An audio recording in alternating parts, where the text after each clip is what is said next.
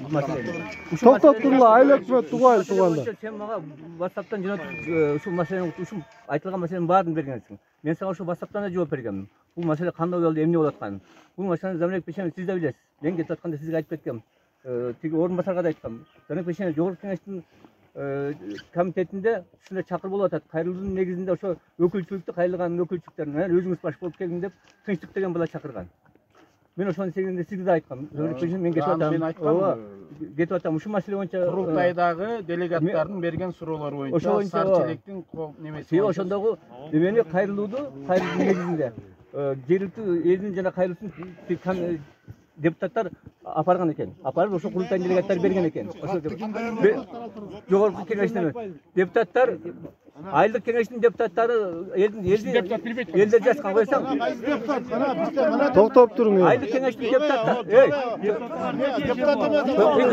Мен жооп берейин. Ошол маселени документин көрөсүң, ошо депутаттардан сурайсыңар. Ошо элдин атынан барганын, эл жазып бергенин, анан ошо кое тургула.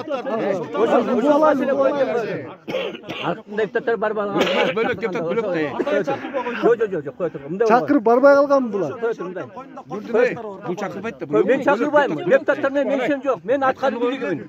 Анан жок, союлчулар мен суроого жооп берейин да. Мунурдин сага ушуну мен жооп бергем. Жогорку кеңештин комитетинде жогорку кеңештин төрагасы барган экен, комитетке бериптир. Комитеттен тынчтык деген бала чыкты. Айыл өкмөтү сиз ошо жана каттын өкүлчүлүгү менен бияка келесиз деп.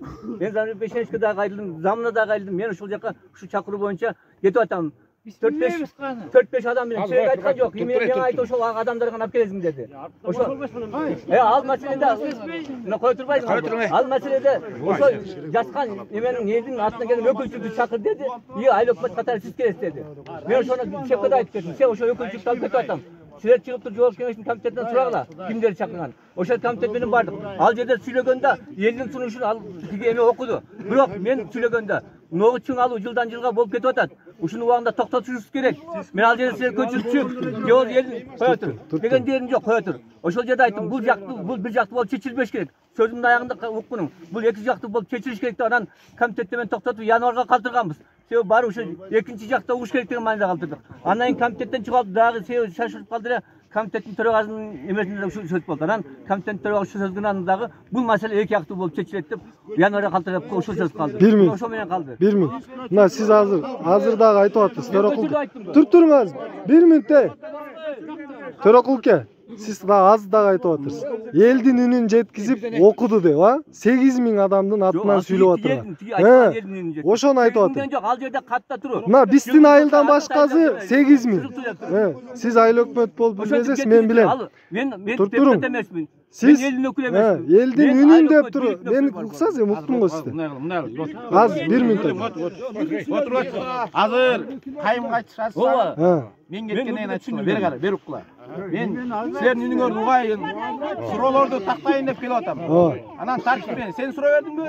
Мен жооп берем. Суроо берип атканда сиз унчукпаңыз. Сиз жооп берип атканда бирөөңөр суроо бербеңиз. Мен угайын да.